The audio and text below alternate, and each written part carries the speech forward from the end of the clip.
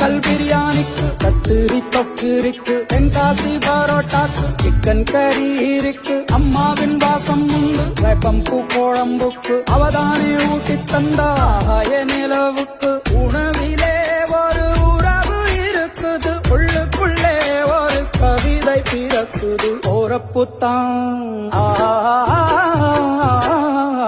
அத நினைச்சுத்தான் இந்த போறப்புத்தான் நல்லா ருசிச்சு சாப்பிட கிடைச்சது.